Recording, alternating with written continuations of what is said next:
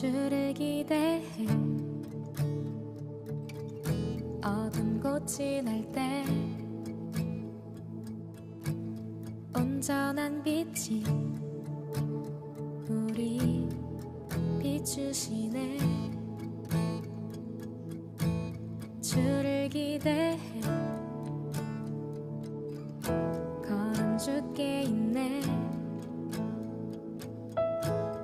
선하신 힘이 우리 이끄시네. 그는 살아계신 주 멈추지 않고 우리 모든 삶에 일하시네. 선하신 인도자 우리의 아버지 우릴 자녀로 삼고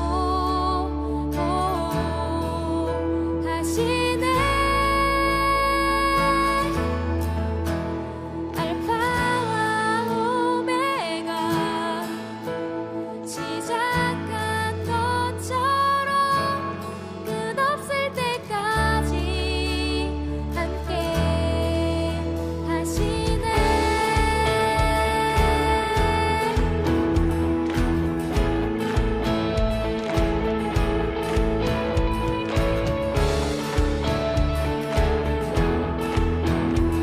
여러분들 목소리로 주를 기대해. 주를 기대해 어두운 꽃이 날 때 온전한 빛이 우리 비추시네. 다시 한번 주를 기대해. 주를 기대해 걸음 주께 있네. 선하신 힘이 우리 이끄시네. 그는 살아계신 주 멈추지 않고 우리 모든 삶에 일하시네. 선하신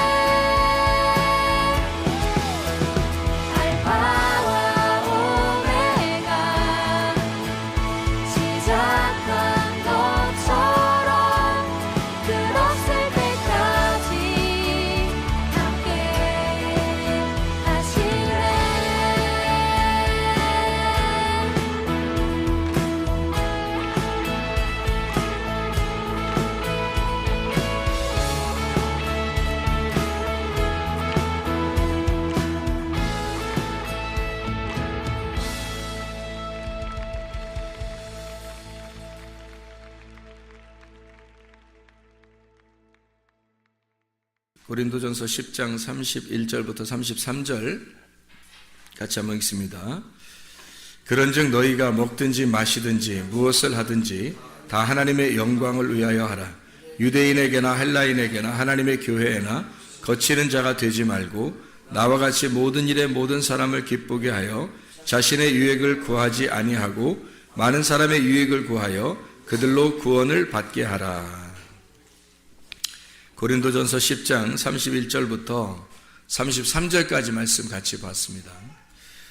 무엇을 하든지 하나님의 영광을 위해서 하라. 먹든지 마시든지 무엇을 하든지 하나님의 영광을 위해서 하라 그랬고,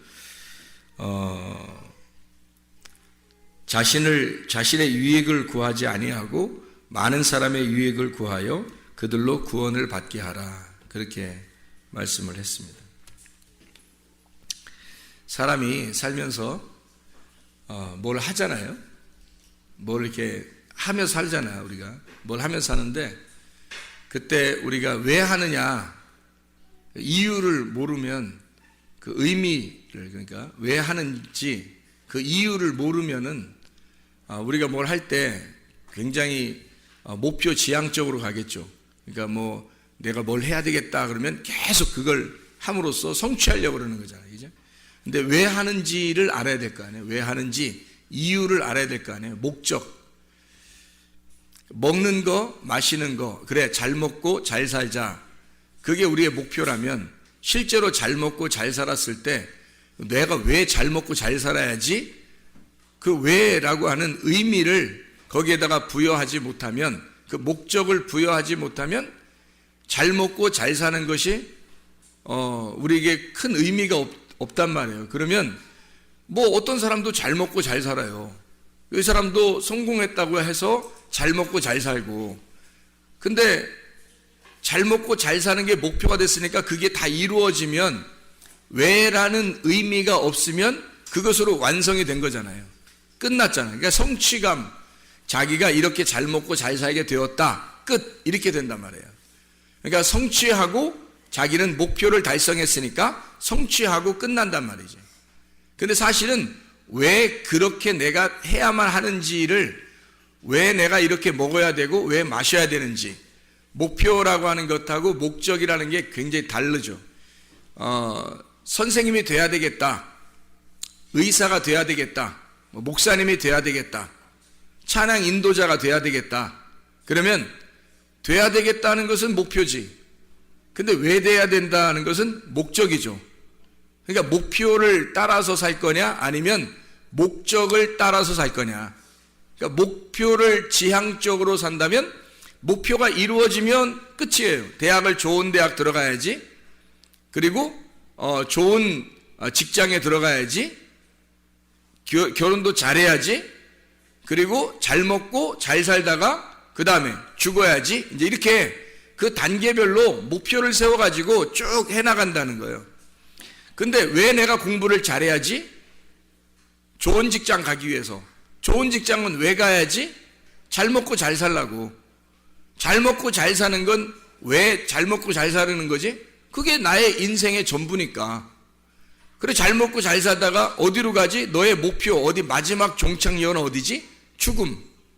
이렇게 되는 거죠. 그러면 이 사람은 목표 지향적으로 살다가 결국 죽는 거 아니에요, 우리가. 근데 성경은 우리에게 너 먹든지 마시든지 무엇을 하든지, 무엇을이란 말은 먹고 마시는 것으로 끝나는 게 아니라 우리가 목표를 세워서 뭔가 이루고 행하고 하는 모든 것을 말하는 거잖아요. 그거를 할 때 목적이 있어야 된다는 거예요. 왜 해야 되는지를 알고서 해야 된다는 거예요. 그래서 그 왜라고 하는 목적이 뭐냐? 성경에 보니까 하나님의 영광을 위해서 해라. 너 자신을 위해서 하지 말고 하나님의 영광을 위해서 해라. 그럼 나는 뭐야? 그럼 하나님의 영광으로 살다가 나는 소모품으로 하나님의 영광을 위해서 살다가 나는 인생 마치는 자가 되는 거예요? 그게 우리가 이 땅에 태어난 목적이에요? 하나님을 위해서 나는 소모품으로 살다가 그 먹다 버린 이런 것처럼 이렇게 하나님 앞에 내가 쓰임 받았어요. 그리고서 나는 버려지는 그런 인물들이냐고. 그러니까 우리가 그렇게 태어났냐고. 그거 아닐 거 아니에요. 우리가 목적이 너 하나님의 영광을 위해서 하라는 말이 하나님 영광을 위해서 하라면 우리는 그러면 그 목적을 다 상실, 아무것도, 뭐 하나님만 위해서 나는 아무것도 아니야 그럼? 여기에 33절에 보니까 뭐라고 되어 있냐면, 고린도전서 10장 33절에 보니까 자신의 유익을 구하지 아니하고 모든 사람의 유익을 구해서 라고 되어 있어요. 그럼 모든 사람을 유익을 구해서 여러분이 산다 그러면 다른 사람의 유익을 구해서 산다는 건 왜 그렇게 하는 거예요? 나의 유익을 구하지 아니하고 다른 사람의 유익을 구해서 이렇게 잘해주면서 산다는 거예요. 왜 그런 거예요? 왜 그렇게 사는 거죠? 그게 자기를 위한 거니까. 그게 자기를 위한 거니까. 남에게 유익을 주는 것이 곧 자기를 위한 거니까. 자, 생각해봐요.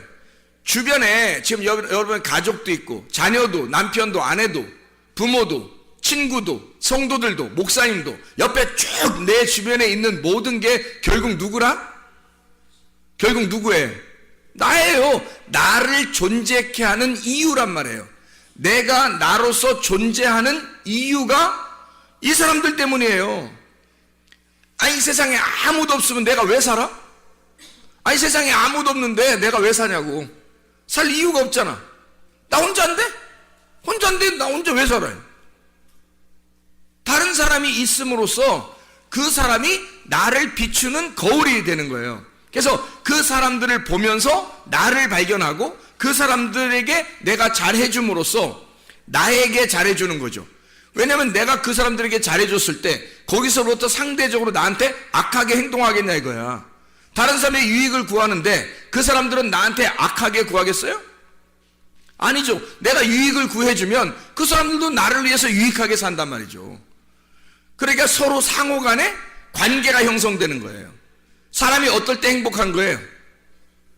관계가 형성될 때 행복한 거예요. 아무 관계가 없이 자기 혼자 왕따 당하면 어때요? 행복해요? 아니에요. 왕따를 시키든 왕따를 당하든 불행한 거예요. 왕따는 혼자 하니까 다른 사람과 관계를 맺고 산다는 것이 행복이란 말이에요. 다른 사람과 관계를 맺을 때, 자, 다른 사람에게 유익을 주면 어떤 현상이 벌어져요? 유익을 줬어. 그러면 그 사람들이 막 기분 나빠해요? 막 내가 유익하게 했어요. 다른 사람을. 뭐 돈도 빌려주고, 빌려주는 것도 뭐 안 갚아도 된다고 하면서 이렇게 빌려주고, 뭐 자동차도 고쳐주고, 뭐 물도 마시게 해주고, 먹을 것도 갖다 막 주고, 떡 만들면 혼자 먹지 않고 옆 갖다 주고, 막 이렇게 했어요. 좋게 막 다 해줬어요. 뭐 또 교회도 나오게 해서 구원도 받게 하고, 천국에 가게도 막 만들어줬어요. 이렇게 다 했단 말이에요. 예를 들어서. 그러면 그렇게 했을 때 자기한테는 어떤 현상이 벌어지겠어요? 그렇게 했을 때 자기한테 그 사람들이 이 사람한테 기분 나빠해요? 아니면 어떻게 잘 해준 사람한테는 어떻게 해줄까? 잘해주죠. 그냥 잘해주는 게 아니죠. 잘 해줄 때, 자, 우리가 우간다에 우물을 파면 그 우간다에 있는 사람들이 그거 막 대부분 운대요. 우물을 파면 그 동네 사람들이 그 물을 먹는 것에 대한 그 감사가 너무 이렇게 속에서 복받쳐서 막 울면서 이 우물을 먹는답니다. 울면서. 그러면 우리가 그렇게 이게 잘해줬을 때 그 사람들에게는 뭐가 있는 거예요? 우리한테 뭐가 돌아와요? 가만히 아무것도 안 돌아와요? 아니에요. 그들의 감격이 우리에게 돌아온다고요. 그들의 감탄이 우리에게 돌아온다고. 그렇죠. 그들의 감사가 우리에게 돌아온다고요. 그러면 어떻게 행복해요? 아니면 불행해요? 행복한 거지. 내가 유익을 해줬는데 그 사람으로부터 감사가 돌아왔어요. 감탄하고 있어요. 그들이 막 엄청 감사하고 기대하고 막 감격해요. 그러면 우리가 살아있는, 내가 살아갈 존재, 이유를 발견하게 되는 거죠. 아, 내가 진짜 행복하다. 그러면서 내가 이것 때문에 살지. 내가 이렇게 하니까 너무 행복하고 내가 살아갈 이유를 발견했다. 그런 사람들 많죠. 다른 사람들의 감격함을 보고서 다른 사람들이 나 때문에 감탄하는 것을 보고 은근히 자기 자신을 어떻게 해요? 막 밑에 깔아지는 것 같아요. 뭔가 우리를 세워주는 것 같아요. 세워주는 거죠. 우리는 그 사람에게 유익하게 함으로써 나를 밑으로 내렸더니 그 사람들이 우리에게 감사함으로써 위로 올리더라는 거죠. 그러면 그게 어떻게 그 사람들 다른 모든 사람들보다 내가 어떻게 됐다는 거예요? 우월감을 가졌다는 거예요? 아니면 막 비천해졌다는 거예요? 우월감을 갖게 되는 거죠. 여러분, 가정에서 남편이 인정하는 아내 기분 좋을까요, 안 좋을까요? 기분 좋죠. 반찬을 만들어줬는데 남편이 아우 막 나는 딴 데 식당에서 먹고 싶지가 않아. 우리 집에서 먹는 게 너무 행복하고 맛있어. 그러면서 세상에 손이 어떻게 된 거야? 손이 어떤 손이길래 이렇게, 이건 마법의 손이야. 어떻게 만든 거야? 혹시 손 안 씻고 만드는 거야? 짠내가 딱딱 들어가면서 맛을 그렇게 맛나? 다시다 같은 게 안 들어가도 될 만큼 이렇게 맛이 잘 정교하게 이루어진 게 혹시 손을 안? 왜 이렇게 맛있는 거야? 도대체가 당신이 된장국을 끓이면 된장국을 끓인 대로, 반찬 멸치를 하면 멸치 있는 대로, 세상에 이게 무슨 궁중 음식 같고 천국의 음식 같은 거야, 막. 아니, 하늘에 만나가 있다면 이 땅에는 이 멸치가 있다. 하늘에 만나가 있다면 이 땅에 무슨 그 된장국이 있다, 미역국이 있다, 막 이렇게 한다면 부인이요, 그 다음번에 반찬 만들 때 연구할까 안 할까요? 연구를 당연히 하겠죠. 왜냐면 이렇게 감탄하는 남편이 있는데 세상에 연구 안 하겠어요? 그래, 밖에 나가서 남편이 뭔가 일이 막 힘들게 하고 돌아왔는데 일이 그래도 어느 정도 성취가 있었어요. 그래서 집에 와가지고 나 오늘 참 이렇게 오더도 따고 일이 어떻게 오늘 좀 잘 풀렸네. 당신 집에서 기도했는가 봐. 근데 이 부인이 여보 얼마나 이렇게 힘들게 하고 우리 먹여 살린다고 이렇게 힘들게 하고 돌아와요. 진짜 당신 우리 아빠는, 우리 남편은 짱이야. 강아지 이름 부르는 거 아닙니다. 짱이야. 진짜 대장이야. 우리 집에서는 최고 임금님이야. 내 당신 뭐 해줄까? 어떻게 해줬으면 좋겠어? 당신 진짜 얼굴 보는 것만 해도 행복해. 자, 그 남편이 그 다음번에 일찍 집에 들어오고 싶을까 안 할까? 일찍 들어오고 싶겠죠. 감탄을 받았으니까, 감격함을 받았으니까, 감사를 받았으니까 자기가 지금 살아있다는 게 느껴져 안 느껴져? 느껴지는 거죠. 딴 데 가겠어? 집에 들어오고 싶지? 딴 데 안 가는 거야. 집에 들어와서 또 인정받고 싶은 거야. 무슨 좋은 일만 생기면 꼭 집에 와서 얘기하고 싶은 거야. 부인이 막 감사하니까, 막 감격해 하니까. 자, 자녀가 공부를 잘 해왔어요.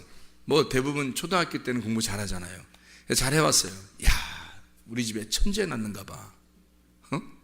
우리 천재 낳는가 봐. 너 어떻게 엄마보다 아빠보다 더 훌륭한 것 같아. 넌 진짜 될 사람이야.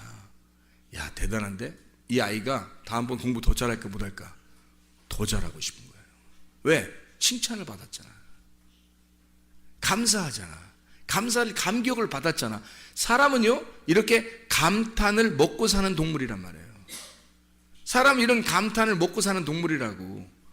목사가 설교했는데도 막 자고 막 이렇게. 그럼 목사 설교하고 싶겠어? 생각을 해봐요. 피드백이 있어야지. 이 반응이라는 게 있는 거야. 반응이. 피드백이 있어야 되는데 전혀 그런 게 없어. 그럼 설교하고 싶게 혼자 떠드는 거야. 이 사람들이 지금 말씀을 듣고 있는 건지 안 듣고 있는지 알 수가 있어야지. 근데 막 피드백이 되는 거야. 막 좋아하고 얼굴 표정도 막 좋고 막 졸린데도 막 안 졸리려고 막 하고, 분명히 피곤한데 막 안 졸리려고 막 하고, 그 다음에 막 아멘 감사해요 막 이렇게 말씀을 듣는다면 목사 설교 저절로 나오죠. 그렇지 않겠어요? 선생님도 감격을 받고 싶어 하고요. 학생도 감격을 받고 싶어 하고요. 자녀들도 감격을 받고 싶어 하고, 남편도 아내도 부모도 다 감사를 받고 싶어 한다고요. 그게 왜 그러냐면 자기가 살아있는 존재 이유를 깨닫기 때문입니다. 살아있는 목적. 자, 우리가 다른 사람에게 왜 유익하게 해요? 그들의 감탄을 보고 싶어서 그런 거예요. 이해하겠습니까? 결국 누구를 위한 거예요? 자기의 살아있음을 보고 싶은 거예요. 자기가 살아있음을, 그 존재 이유를 발견하기 위해서 내가 나의 존재 이유를 발견하게 된다는 거지. 다른 사람에게 유익하게 함으로써 그 사람들의 감사와 감탄을 통해 나는 살아있음을 깨닫는 거죠. 자, 행복이라는 게 뭐예요? 행복이라는 게 뭐예요?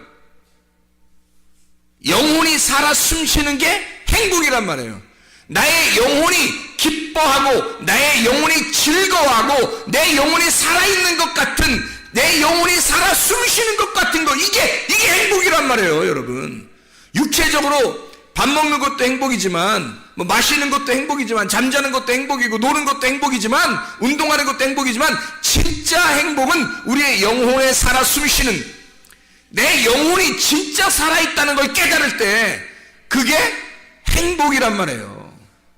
하나님은 그렇게 우리를 창조하셨다고. 그래서 감사하는 사람, 내가 유능한 사람이 됐다, 내가 우월한 사람이 됐다, 내가 그래도 나 괜찮은 사람인가 봐, 이런 느낌이 들을 때, 그럴 때 이 세상에서 내가 살아갈 용기가 나고 존재 이유를 발견한단 말이에요. 그래서 하나님은 그걸 미리 아시니까 고린도 전서를 통해서 바울이 이렇게 쓰는 거예요. 너 하나님의 영광을 위해서 모든 것을 전념해봐라. 그게 너의 삶의 목적이 될 것이다. 그리고 그 삶의 목적을 위하여 너는 모든 것을, 모든 사람에게 다른 사람을 유익하게 함으로써 살아봐라. 그러면 너의 존재를 발견하게 될 것이다, 이 말이에요. 그렇게 사람들은 반대로 자기를 위해서 살아요. 나의 유익이 무엇일까?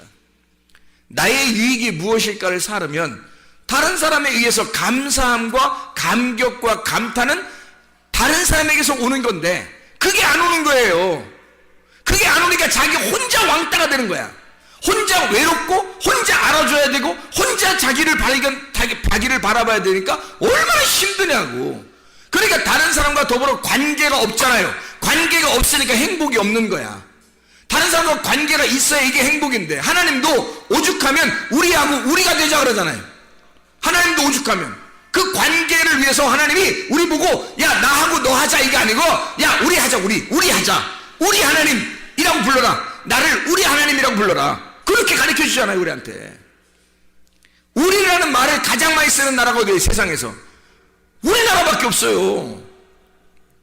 다른 나라들은 뭐 우리나라라고 잘 안 해. 나의 나라라고 그러지 우리나라라고 잘 안 한다고. 근데 우리나라는 꼭 우리나라라고 그래. 우리 가정, 우리 집, 우리 교회, 뭐 우리 선생님, 뭐 우리 엄마, 아무나 데려다가 우리 엄마라 그래. 아무나 데려다가 우리 부인, 우리 아내야. 아무나 데려다가 일로 와봐 우리 아내. 어떻게 하자는 거야? 우리 딸, 이 사람이 난 것도 아닌데, 우리 딸, 우리 아들, 이 사람이 난 것도 아닌데, 소개시킬 때 그러죠. 우리 아들, 우리 딸, 이게 같이 난 거야? 같이 난 거 아니잖아. 근데도 우리라는 말을 가장 많이 쓰는 나라가 아마 전 세계에서 우리나라일 거예요. 전 세계에서. 그렇게 우리를 좋아해요. 근데 이게 왜 그러냐면 우리라는 말이 들어갈 때, 우리가 될 때 행복을 느끼기 때문입니다. 하나님도 우리라는 말을 할 때 행복해해요.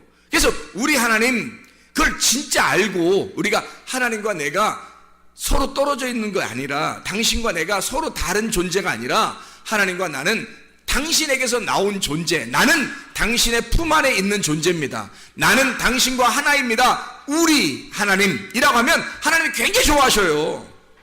하나님이 우리라고 했으니까 하나님이 야 네가 나하고 떨어져 있는 게 아니라 관계를 맺고 살려고 하는구나, 나하고 같이 살려고 하는 걸 좋아하는구나, 네가 나를 우리라고 하다니 참 좋다, 행복하다. 하나님도 행복하셔요. 우리도 행복하게 되고.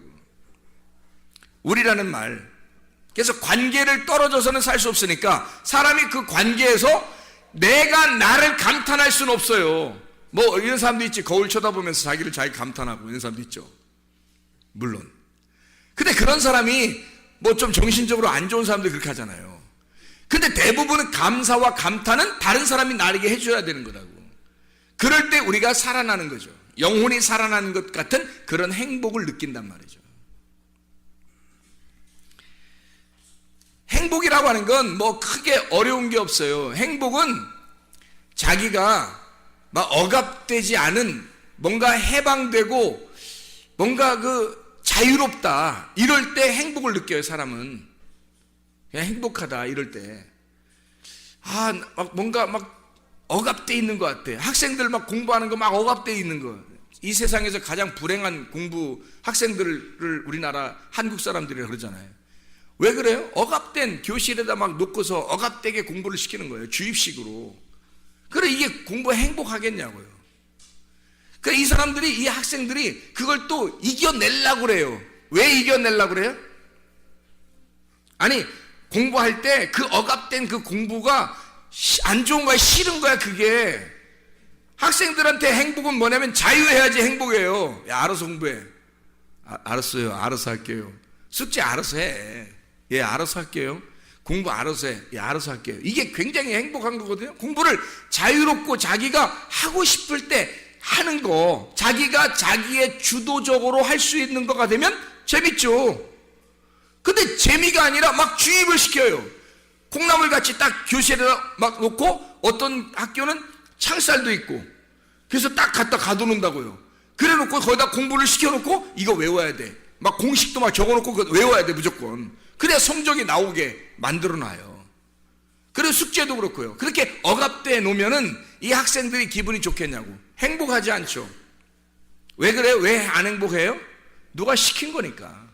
억압된 거니까. 별로 재미가 없는 거란 말이에요. 근데 그거를 학생들이 다, 우리나라 학생들은 세상에서 보기 드물게 참아내요. 그것 또한 신기한 거지. 아마 다른 나라는 이렇게 했으면 별로 아마 이런 시스템을 별로 인정하지 않았을지도 몰라요. 그 분위기 자체가 그러니까. 가정도 그렇고. 근데 우리나라 학생들은 그걸 꿋꿋하게 참아요. 중학교, 고등학교 6년 동안을. 진짜 초등학교까지 합하면 12년 동안을 참아요. 왜 참을까요? 왜 참을까? 네? 왜 참을까? 그냥 참으라고 하니까. 그냥 참으라고 하니까 참아요? 그럼 왜 참아요? 여러분, 왜 그걸 참아내면서 그걸 어려운 공부, 별로 행복하지 않은 공부를 그렇게 해야 돼? 왜요?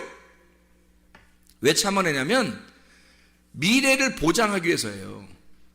지금 내가 참으면 미래가 보장될 것 같은 거야. 그러니까 앞으로를 위해서 지금 내가 조금 참자, 조금만 참자, 조금만 참아내보자, 조금 기다려보자. 그럼 어디가 보장되니까? 미래가 보장될 것 같으니까.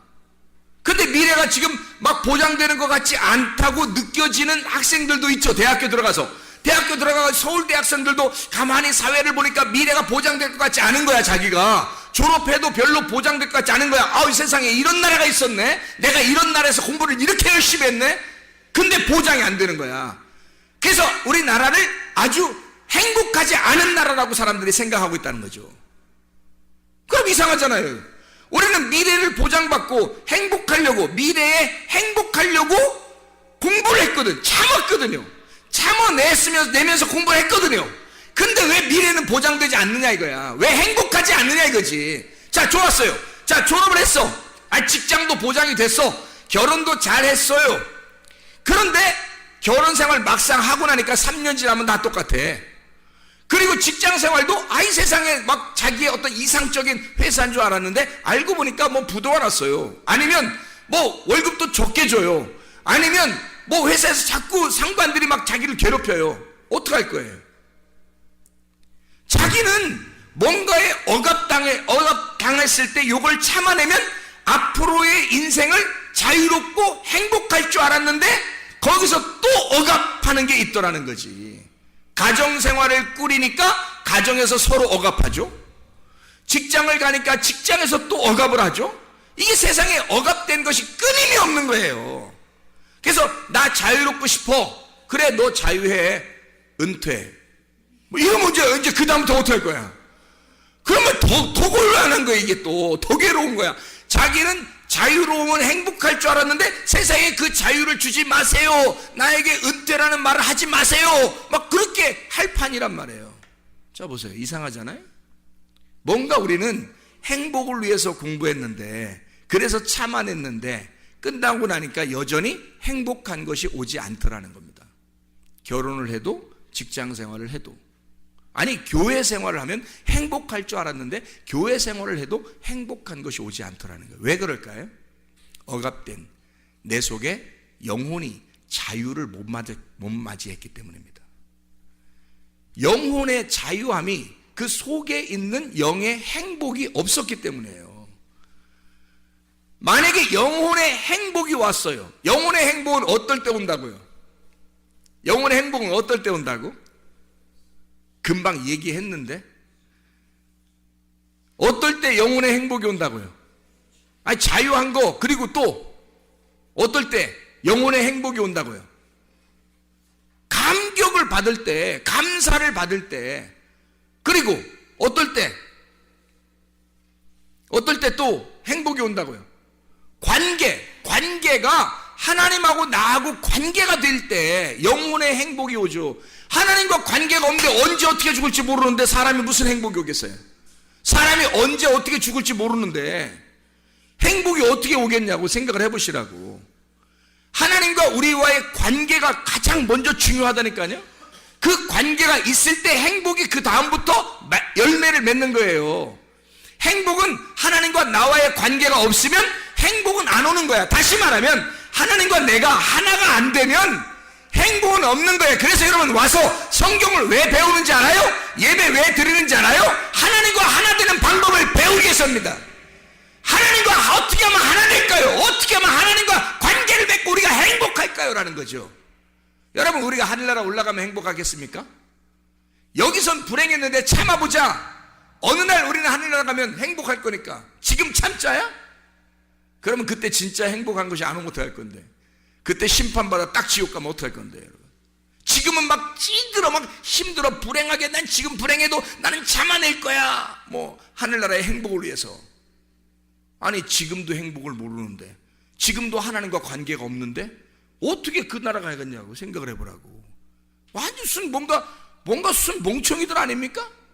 지금 내가 하나님과 관계가 없는 영혼의 쉼, 영혼의 삶, 영혼이 사는 것 같은 영혼의 자유, 영혼이 살아 숨쉬는 그 자유가 없는데, 내가 그 영혼에게서 나온, 하나님의 영혼에게서 나온 내가 사람인데, 사람이 하나님과 그 영혼, 나의 본향을 찾지 못하고 하나님을 발견하지 못하고 하나님과 관계가 없이 내가 살아 숨쉬는 것 같지가 않은데 어떻게 이것이 행복하겠냐고요.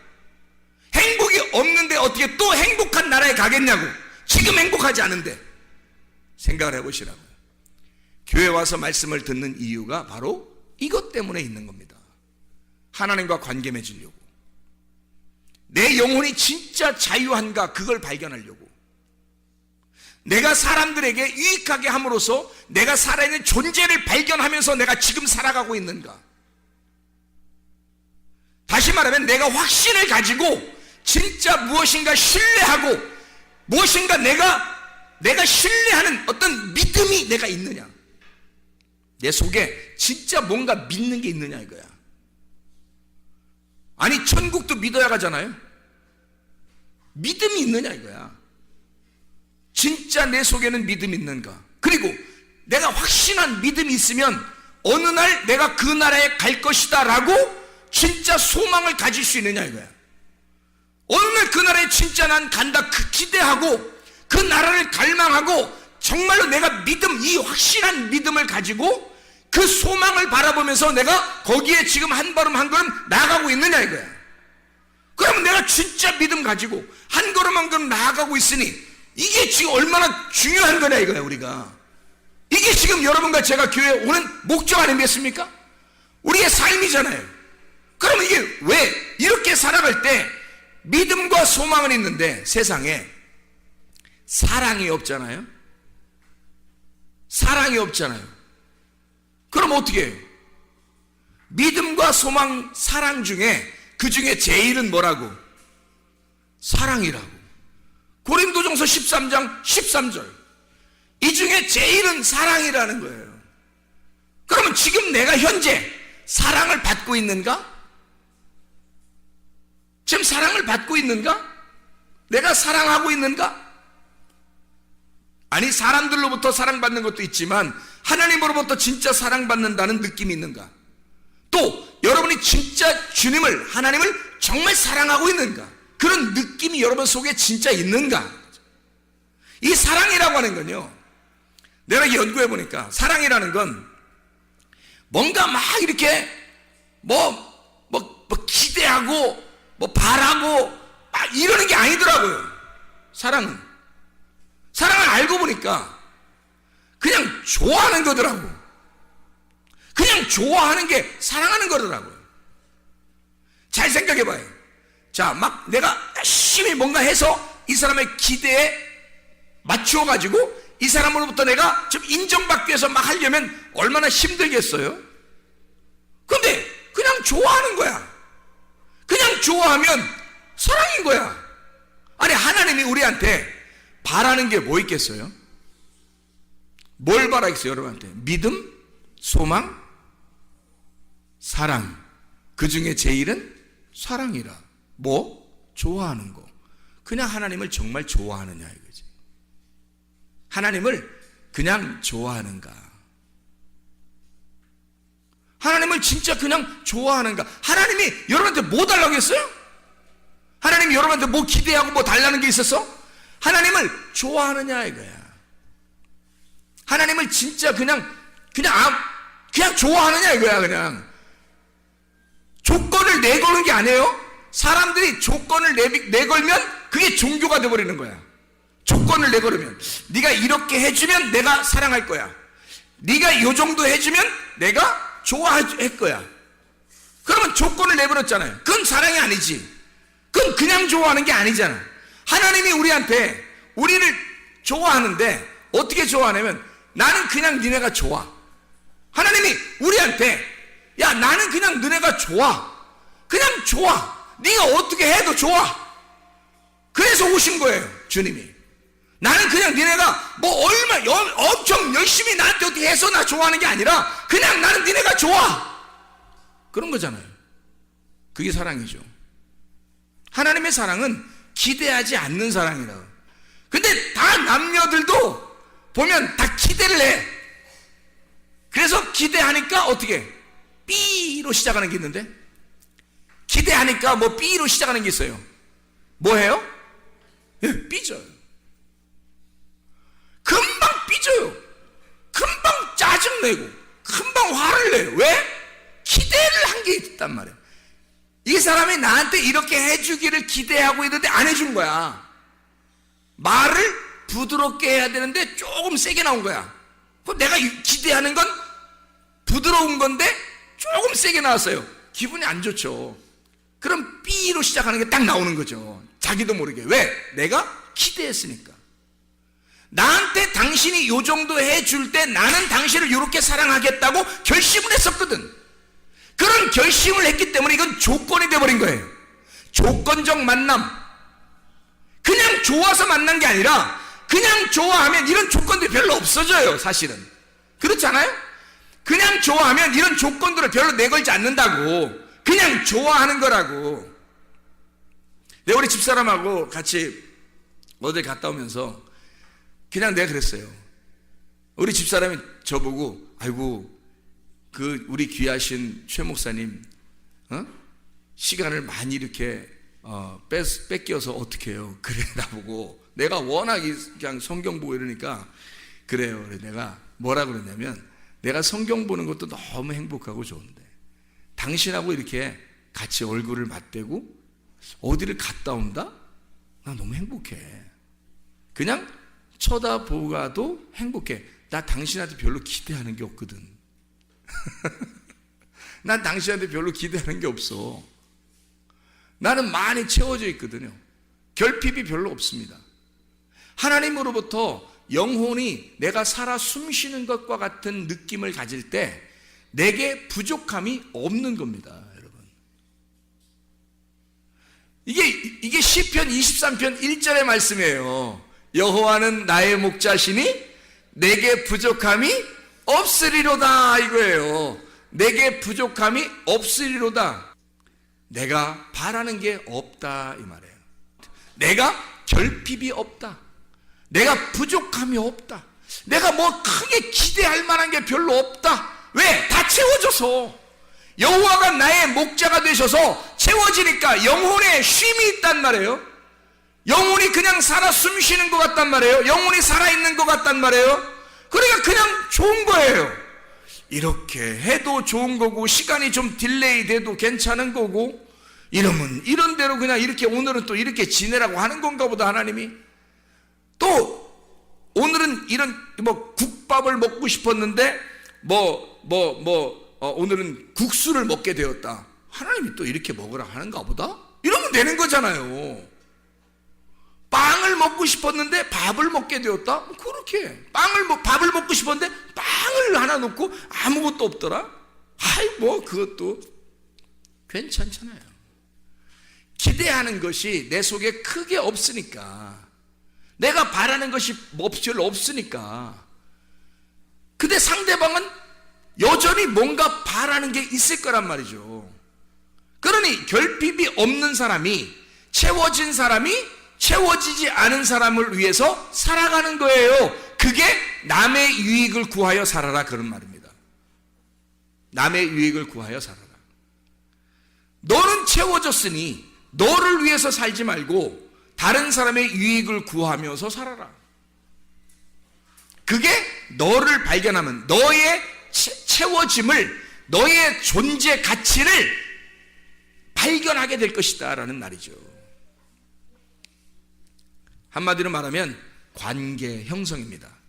하나님과 먼저 관계가 형성되어 있느냐, 우리가 하나님과 진정한 관계가 형성되어 있느냐, 특별히 하나님이 나를 그냥 좋아하시는가, 그걸 내가 성경을 통해서 발견했는데, 그러니까 너무 좋은 거예요. 하나님이 너무 그냥 좋은 거예요. 나는 하나님을 그냥 좋아하는가 점검하는 거죠. 나는 그냥 하나님을 그냥 좋아서 이렇게 살아가고 있는가. 오늘도 전사하고 얘기하면서 진짜 하나님을 우리가 발견하게 되고 하나님과 우리가 하나님을 알게 되면, 그럼 이게 둘로 나누어지지 않는다. 물질과 하나님을 겸하여 섬길 수 없다는 말을, 이게 이해가 안 됐었는데 이게 이해가 되더라. 무슨 말인가. 자, 마태복음 6장 24절의 말씀에 하나님과 재물을 겸하여 섬길 수가 없다 이렇게 되어 있어요. 그 말은 두 개 겸상하듯이 두 개를 이렇게 놓고 두 개로 섬길 수가 없다는 말이에요. 그럼 뭔가 하나가 돼야 되잖아. 하나가 돼야 섬길 거 아니에요. 그죠? 둘 중에 하나를 섬겨야 되니까 물질을 섬기든지 하나님을 섬기든지 뭐 하여튼 하나를 섬겨야 되잖아. 이 두 개로 되으면 어떻게 두 개를 섬기겠냐고. 그래서 이 두 개를 하나로 만들어야 요 하나를 섬길 거 아니에요. 그래서 요걸 딱 합쳐서 너희가 두 개로 섬기지 말고 요걸 하나로 보라는 거예요. 하나로. 그러면 어떻게 보라는 거예요? 물질이 하나님이고 하나님이 물질이 된다는 거지. 그럼 어떻게 물질이 하나님 되고 하나님 물질이 돼요? 우리가 둘 중에서 뭘 선택하니까? 물질이 아니라 하나님을 선택하니까, 내가 물질을 선택했다면 물질을 바라보는 나의 눈으로 하나님을 바라보게 될 것이고, 이 세상을 바라보게 될 것이고, 하나님을 선택했다면 하나님의 눈을 가지고 물질을 바라보게 되고 세상을 바라보게 된다는 거죠. 그러면 어디 눈을 갖느냐에 따라서 달라지는 거죠. 땅의 눈을 가지고 있으면 땅의 것이 보이는 거지. 그러니 하늘은 여전히 계시고 땅은 여전히 내게 보이는 눈에 의해서 보이게 되는 거고, 그러면 두 개로 나눠져 있죠. 근데 내가 하늘로 올라가 버리면, 위로 붕 떠버리면 말이에요, 이 밑에 있는 것이 아주 별 의미 없이 그냥 조합되어 있다는 말이에요. 이게 우리가 이 땅에서 막 땅을 쑤셔 들어가 땅에서 이렇게 막 나누어서 이렇게 옆에 사람들을 보니까 다 나누어져 있는 것 같지만, 우리가 하늘 위로 쭉 올라가 버리면 밑을 이렇게 보면 지구도, 우주선을 탄 사람들이 이렇게 밖에서 이렇게 보면 지구가 어떻게 되더래? 파란 별처럼 보인다 그러잖아요. 그냥 이렇게 뭉쳐있는 하나의 공처럼 보인다는 거 아니에요. 하물며 비행기만 타고 올라가도 밑에 있는 아파트나 뭐 집이나 이런 것들이 다 무슨 성냥각처럼 이렇게 세워져 있고, 자동차 솔직히 자동차 막 지나다니는 거 막 슉슉슉 다녀요. 위에서 이렇게 비행기 타고 위에서 이렇게 보잖아요. 유리창으로, 비행기 유리창으로 보면은 무슨 개미들이 왔다 갔다 하는 것 같아요. 개미들이. 하물며 사람도 지금 잘 안 보여요. 더 높이 올라가면 그냥 막 왔다 갔다 한다. 이렇게 하늘 위에 올라가서 이걸 바라보면 이것이 하나의 뭉쳐진 덩어리로 보인단 말이에요. 다시 말하면 땅은 하늘에서 나온 존재라는 거지. 땅은 하늘에서 나온 존재니까 하늘에 올라가 버리면 땅을 알게 되는 거예요. 근데 땅을 내려와 있으면, 우리가 땅에 있으면 하늘은 여전히 하늘 저쪽에 있다고. 그러니까 땅에서 본 눈은, 우리의 눈은 두 개로 보이는 거고, 하늘 위에서 본 눈은 하늘에서 우리를 바라보면 하나로 보이는 거지. 자기로부터 나간 땅이 조합된 하나의 덩어리니까 자기로부터 나간 자기의 눈에 다 들어와 있는 하나의 덩어리란 말이에요. 그러니까 하늘 안에 포함된 땅이 되는 거죠. 이해가 돼요? 그래서 보세요. 물질과 하나님을 어떻게 하나로 섬기느냐면 이렇게 하는 거예요. 물질이라고 하는 건 우리 모든 사람들이, 교회 다니는 사람들이 물질을 뭐라고 생각하냐면 악하다고 본다 이거예요. 악하다고. 그러면 하나님은 선하다고 본다고요. 그러니까 선과 악으로 이렇게 나눠지잖아. 근데 이 물질을 악하다고 보지 말고 이렇게 보란 말이에요. 어떻게 보느냐 보세요.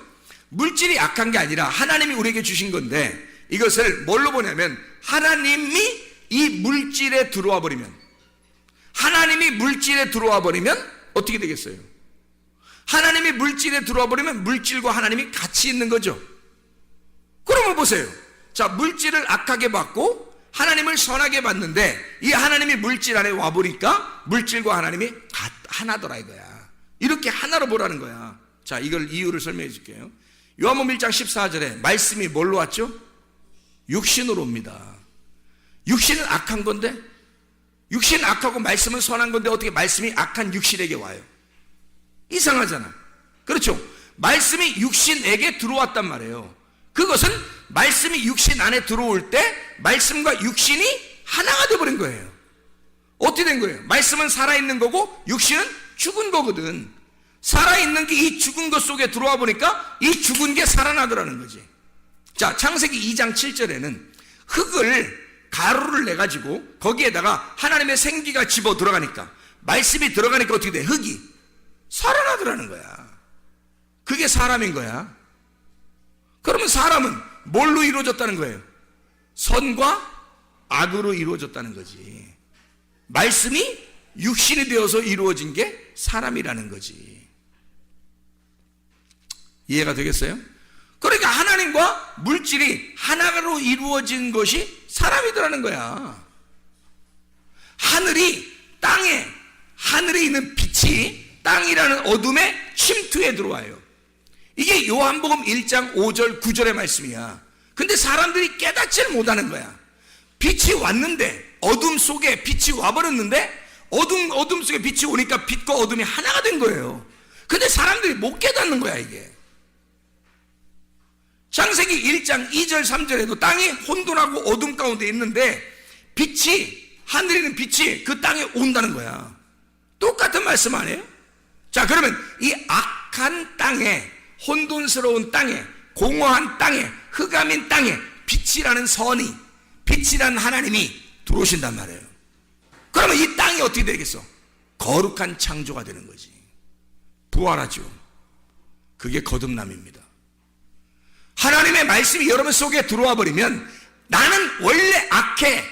우리들은 악하다고요. 분명히 결함이 있어요. 나는 결핍이 없다고 그랬지 내가 결함이 없다고는 안 했어요. 이해가 됩니까? 우리나라 말, 결핍은 내가 없어요. 나는 부족함이 없다고요. 여호와가 나의 하나님이 되시고 나의 목자가 되시니 나는 부족함이 없으리로다. 나는 더 이상 다 하나님으로부터 채움을 받으니까 별로 부족함이 없고 결핍된 건 별로 없단 말이에요. 근데 나는 여전히 결함이 있다고요. 결함이 있는 자라고, 부족함이 있는 자라고. 어떤 부족함? 뭐 안 채워져서 부족함이 있는 게 아니라 죄를 지을 수밖에 없는 육체라고 하는 것은 여전히 있다는 얘기예요. 그러니 보세요. 내가 말씀을 들을 때, 자, 하나님의 말씀을 들을 때 그 말씀이 내게 왔어요. 나같이 결함이 많은 결함투성이인 나에게 하나님의 말씀이 내게 들어오니까 세상에 내가 결핍이 없어진 거예요. 하나님이 채워지니까 나라는 존재가 상당히 행복해진 거죠. 영혼이 살아 숨쉬게 된 겁니다. 내가 살아난 거예요. 살아났는데 여전히 나는 결함이 있지요. 다시 말하면 살아났다 이 말을 몇 번째 부활이라고 그래? 첫 번째 부활이라고 그래. 예수 그리스도가 부활하신 그 주님이 나에게 들어오시니까 나는 결함이 있는 나에게, 육체인 나에게 말씀이 들어오니까 부활이 일어났단 말이에요. 그게 첫 번째 우리에게 일어난 부활이라고요. 그러니까 보세요. 이것을 첫 번째 부활을 계속해서 이걸 유지해. 이 말씀이 나한테 들어왔는데 나는 결함이 있어요. 결함이 있는 사람이야. 근데 말씀이 들어왔어. 이 말씀이 들어온 내가, 결함이 있는 내가, 물질은 물질이고 하나님은 하나님이에요. 이 하나님이 물질과 하나가 됐단 말이야. 그렇게 섬겨야 된다는 거예요. 내가 무슨 말인지 알겠죠? 그러면 하나님의 완전한 하나님이 나에게 결함이 있는 나에게 들어와서 나를 완전케 만드는 게 아니라 온전하게 만드는 거야. 온전하게. 그냥 거룩하다고 인정하는 거죠. 그렇게 하나님이 나의 목자가 되시니까 내겐 결핍, 부족함이 없어지는 거란 말이죠. 그 주님을 의지하고 사니까. 이것이 내가 죽을 때까지 끝까지 쫙 가잖아요. 그러면 내가 딱 죽는 순간 그게 두 번째 부활하게 된단 말이죠.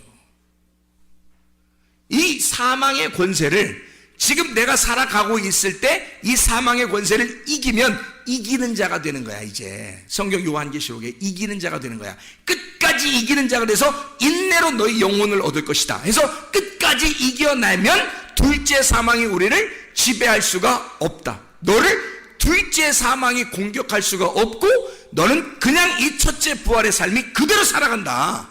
이게 두 번째 하늘에서의 부활의 삶이란 말이에요. 그래 우리는 이 땅에서 부활의 삶을 살아갈 수가 있다고요. 그게 우리의 땅에서의 진정한 행복이고 이게 땅에서의 영혼의 살아 숨쉬는 행복이란 말이에요. 이게 여러분 속에 없다면 안 되는 거죠. 왜냐하면 그건 불행한 거고 미래가 확실치 않은 겁니다. 지금 현재 뭘 어떻게 살아야 될지도 모르는 거예요. 진짜 좋아하는 게 뭔지를 모르고 나의 결핍을 채우려고 엄청나게 막 아둥바둥하고 자녀를 통해서 내 결핍을 채워보려고 그러고 자기의 남편을 통해서 채워보려고 그러고 아내를 통해 채워보려고 그러고 친구를 통해 채워보려고 그러고 돈을 통해 채워보려고 지식을 통해 채워보려고 한단 말이에요. 채워지나요? 하나님에게서 나온 인간들이 하나님으로 채워지지 않으면 영혼의 결핍은 절대 채워지지 않습니다. 그래서 막 이 땅에서 아둥바둥하며 살게 되죠. 그러니까 미래가 불확실하죠. 사랑하지도 못해봤죠. 진짜 좋아서 하는 것도 없죠. 그냥 어쨌든 막 어떻게든지 뭔가 이루어야 돼. 자기가 그렇게 살아가는 얼마나 힘든 인생을 살아요. 수고하고 무거운 짐진 자들아 다 내게로 와라. 내가 너희를 편히 쉬게 하겠다. 나는 마음이 온유하고 겸손하니 멍에를 메고 와서 배워라. 주님 멍에는 쉽고 짐은 가볍다. 어떻게 될 때? 주님과 하나가 될 때. 그 주님이 같이 이 물질을 줘주신다는 거예요. 자, 물질만 바라볼 때는 하나님과 물질을 나누어서 보니까 물질을 바라보니까 우리에게 결핍이 여전히 있더라는 말이에요. 여전히. 그래서 만족을 못 줘요. 행복함이 없어요. 근데 하나님을 모시고 나니까 그 하나님으로부터 빠져나온 육체, 하나님으로부터 빠져나온 그 물질이 다 하나님 속에 있더라는 거지. 그러니 그 하나님 안에 있으니까 결핍함이 사라지죠. 그럼 더 이상 아둥바둥하며 살 필요가 없어진다는 말입니다. 그러면 학생들이 공부하는 것도 행복하게 공부할 수 있어요, 없어요? 있다는 얘기입니다. 행복하게 공부할 수 있다는 얘기예요. 자, 보세요. 학생들이 공부할 때 미래를 위해서 공부하죠. 그런데 지금은 뭐예요? 지금 인생은 다 버려버리는 거예요? 지금 인생은 버리고 내가 나중 몇 년 후에 그때를 위해서 지금은 나는 어쨌든 고통을 받아야 된다. 이겁니까? 하나님이 과연 그런 식으로 공부하라고 만들었을까 우리를? 아니잖아요. 지금도 행복하게 공부할 수 있다는 얘기입니다. 자기가 만족한 하나님의 영혼이 채워졌을 때 만족한, 그래서 어떤 걸 해도 행복하고 기쁘고 즐거움이 있을 때 즐거움으로 하는 것들, 진짜 행복한 거죠. 공부를 해도 행복하죠. 결혼을 해도 행복한 거죠. 직장을 가도 행복한 거고, 돈이 있어도 별로 없어도 행복하게, 삶이 행복한 거죠. 근데 주님이 없으면 이 세상의 결핍 때문에 힘들어요. 그래서 자기는 막 아둥바둥하며 살게 돼 있습니다. 그럼 우리는 불행을 끌어안고 사는 거예요. 그래서 미래 어느 날 나는 잘 돼야지 해서 지금 막 고통을 감수하는 겁니다. 사람들이요. 야, 조금만 참어. 자녀들한테도 그러죠.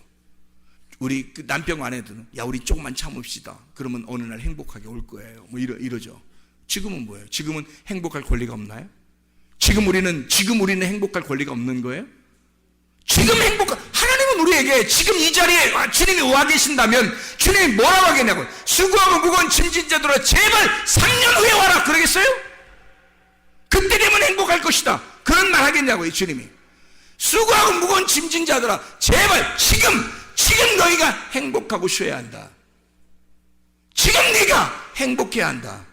너는 뭔가 결핍되어 있는, 뭔가 너는 장애를 가지고 있는 거다.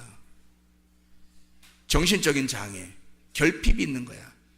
뭔가 결핍이 있는 거야. 너에게 내가 들어가야 채워진다. 물질로만 가지고 있으면 얼마나 결핍하겠냐, 얼마나 힘들겠냐, 얼마나 걷어들이고 얼마나 모아야 행복하겠냐. 자, 육신 덩어리인 흙덩어리가 살아날 수 없었을 때, 그 흙덩어리만 있을 때 이것이 뭔 사람이겠냐. 생기가 들어갈 때 비로소 흙덩어리가 살아가는 거예요. 흙덩어리가 살아간다고 이 땅에서. 천국이 흙덩어리에 들어와서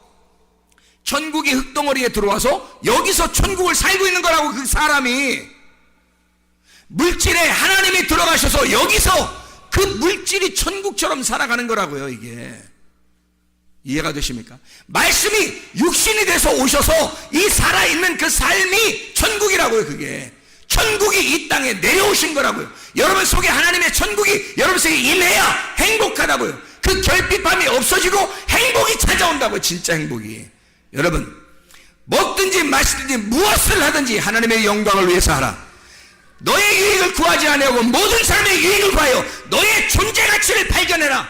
진짜 행복을 구하라. 진짜 행복이 무엇인지 발견해라. 기도하겠습니다.